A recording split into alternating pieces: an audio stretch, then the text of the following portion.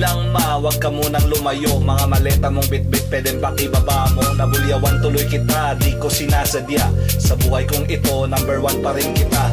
Chismis lang yun, wala namang ibang babae. Please believe me, at ako sa'yo'y babawi. Maliit na bagay lang, wag na nating lakihan. At ang nakaraan, wag na dapat buksan. Let's move on. Tignan mo, gabi na, ang discussion na ito, ilang oras na ba? Ebidensya'y malakas, I'm sure ibang nakita mo. Alas 5 ng hapon, nasa work ako. Sorry na, di ko sinasadya. Ang dilema na ko'y gusto kong maayos. Sorry na, di ko sinasadya. Ang dilema na ko'y gusto kong maayos. Sorry na, di ko sinasadya. Ang dilema na ko'y gusto kong maayos. Sorry na, di ko sinasadya.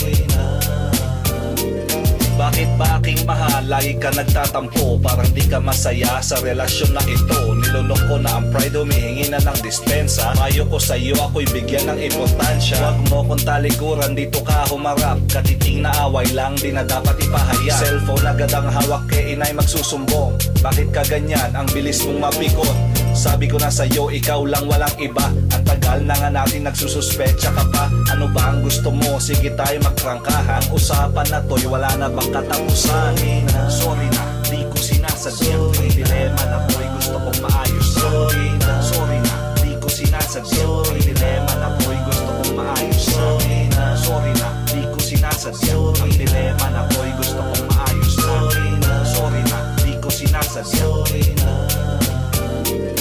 Bigla siyang humarap, di na daw nagtatampo. Sabi niya sa akin, daddy, ang corny mo. Ang pag-ibig nga naman, magulo talaga.